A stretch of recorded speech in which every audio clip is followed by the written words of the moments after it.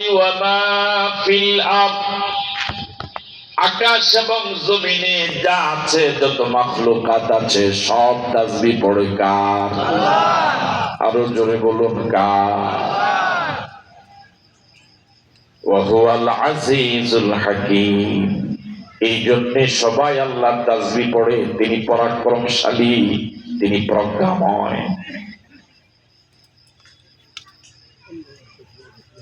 বিপদে পড়লে মানুষ যারা এতদিন আল্লাহকে স্বীকার করত না, তারাও আল্লাহর জিকির করে। বিপদ থেকে উদ্ধার হওয়ার পর আল্লাহকে বেমালুম ভুলে যায়।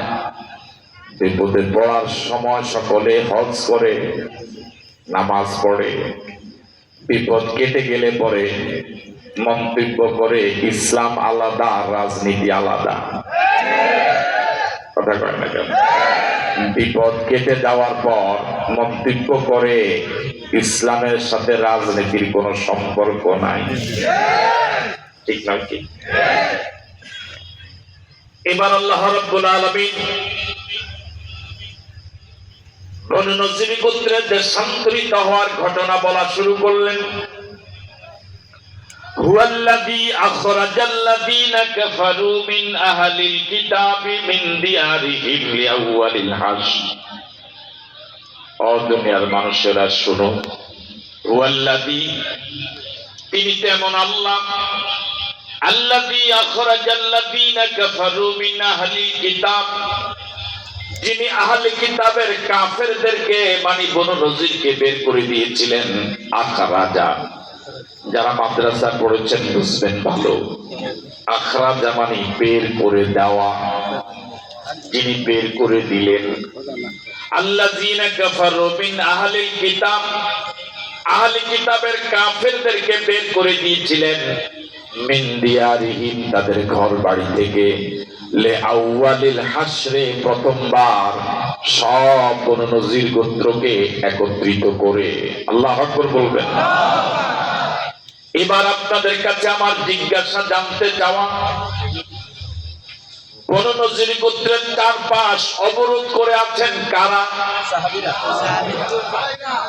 কি শুনলেন, কি জবাব দিলেন? সাহাবায়ে কেরাম। কথা বলে না কেন? বাকিরা কি ঘুম যান আপনারা? বনু নজির গোত্রের চারপাশ অবরোধ করে আছেন কারা? কার নেতৃত্বে? রাসূলের নেতৃত্বে সাহাবায়ে কেরাম বনু নজির গোত্রের চারপাশ ঘেরাও করে আছেন। ঠিক আছে, কিন্তু আল্লাহ বলেন তোমরা বের করো নাই। হুয়াল্লাযী আখরাজা, তিনি তেমন আল্লাহ, তিনি বের করে দিলেন। পার্থক্য কি বুঝে আসছে আপনাদের? আন্দোলনের কর্মসূচিতে সাহাবায়ে কেরাম বনু নজির গোত্রের চারপাশ ঘেরাও করে আছেন। আল্লাহ বলেন তোমরা বের করো নাই, আমি আল্লাহ বের করে দিয়েছি। তাহলে সফলতা আর বিজয়ের মূল প্রশংসা হবে কার? আরো জোরে বলেন কার? মানুষের দায়িত্ব হলো শুধুমাত্র আন্দোলনে নামা, কর্মসূচিতে লাব্বাইক বলা, আন্দোলনের রাজপথে নামাই মুসলমানদের কাজ। বিজয় দেওয়ার মালিক যিনি, তিনি কে? আরো জোরে বলেন তিনি কে?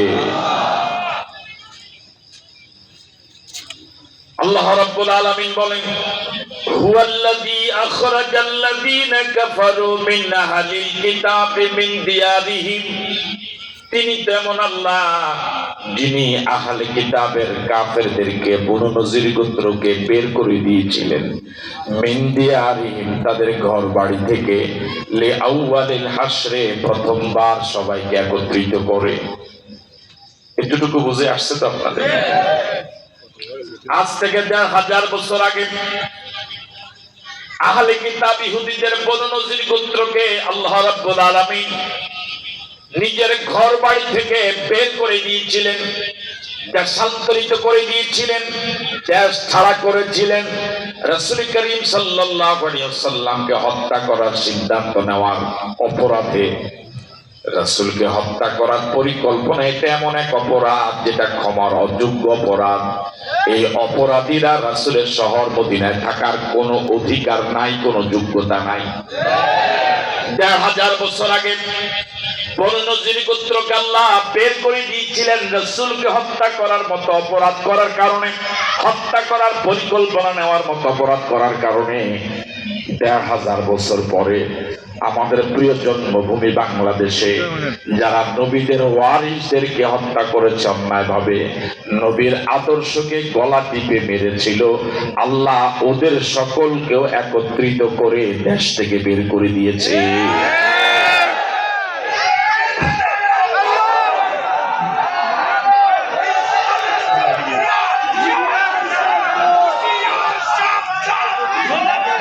মিলে মিলে কত পার্সেন্ট মিলে? আরো জোরে বলেন, কত পার্সেন্ট মিলে? আমার ভাইয়েরা, রাসূলকে যারা হত্যা করার পরিকল্পনা নিয়েছিল তারা যেভাবে নবীর দেশে থাকার কোন নৈতিক অধিকার নাই, যারা নবীর ওয়ারিসদেরকে হত্যা করেছে অন্যায়ভাবে চরম জুলুম করে, নবীর আদর্শকে যারা গলা টিপে মেরেছে, তারাও নবীর ওয়ারিস বাংলাদেশ শাহজালালের দেশে থাকার অধিকার নাই। আল্লাহ রাব্বুল আলামিন বলেন, হুয়াল্লাযী আখরাজাল্লাযীনা কাফারু মিন আহলিল কিতাব, তিনি তেমন আল্লাহ যিনি বের করে দিয়েছিলেন বনু নজির গোত্রকে, ইহুদিদের কাফের বনু নজির গোত্রকে, মিন দিয়ারিহিম, তাদের ঘর বাড়ি থেকে, লিআউয়ালিল হাসরে, প্রথমবার সবাইকে একত্রিত করে, ওদেরকে যেমন সবাইকে একত্রিত করে বের করে দিয়েছিলেন, ওদের যোগ্য উত্তরসূরি, ওদের আদর্শের কর্মীদেরকে আল্লাহ নবীর ওয়ারিসদেরকে হত্যা করার অপরাধে, জুলুম করার অপরাধে, নবীর আদর্শকে গলা টিপে মারার অপরাধে সবাইকে একত্রিত করে পলায়ন করতে বাধ্য করেছেন। আমার জানা নাই পৃথিবীতে এমন কোন দ্বিতীয় ঘটনা যে দেশের প্রধানমন্ত্রী পালালে ওই দেশের জাতীয় মসজিদের খতিবও পালায়। আমার জানা নাই এমন কোন ঘটনা পৃথিবীর ইতিহাসে যে দেশের প্রধানমন্ত্রী পালালে ও দেশের এমপি, মন্ত্রী, চেয়ারম্যান, মেম্বার, বড় নেতা, ছোট নেতা, সেজো নেতা, মেজো নেতা সব একযোগে পালায়। দ্বিতীয় কোনো ঘটনা নাই। মিলে লিআউয়ালিল হাসর মানে সবাইকে একত্রিত করে। এবার আল্লাহ রাব্বুল আলামিন বলেন, মা যানানতুম ইয়াখরুজু ওয়া যান্নু আন্নাহুম মানিআতুহুম হুসুনুহুম মিনাল্লাহ। যারা শানে নজুল মনোযোগ দিয়ে শুনেছেন, বনু নজির গোত্রের চারপাশে অবরোধ করে আছেন কারা? এত আসতে বললেন কারা? কার নেতৃত্বে? রাসূলের নেতৃত্বে সাহাবায়ে কেরাম অবরোধ করে আছেন। যে সাহাবায়ে কেরাম অবরোধের আন্দোলনে এই কর্মসূচিতে ময়দানে আছেন, ও সাহাবায়ে কেরামের চিন্তাও এমন, যদিও আমরা আন্দোলনে নেমেছি, যদিও আমরা ময়দানে নেমেছি, যদিও আমরা কর্মসূচির জিহাদের কর্মসূচিতে ময়দানে আছি, কিন্তু যাদের বিরুদ্ধে আন্দোলনে আছি এরা এত দুঃসাহসী, এত দুর্দর্শ, এত হিংস্র, এত অস্ত্রধারী, এত শক্তিশালী, আমাদের অবরোধের মতো একটা কর্মসূচি দিয়ে এদেরকে দেশান্তরিত করা যাবে মনে হয় না। বুঝতে পারি না। সাহাবায়ে কেরামের চিন্তা হলো অবরোধের মতো একটা কর্মসূচি দিয়ে এদের মতো একটা শক্তিশালী দলকে দেশ থেকে বের করে দেওয়া যাবে না। বুঝতে পারি নাই।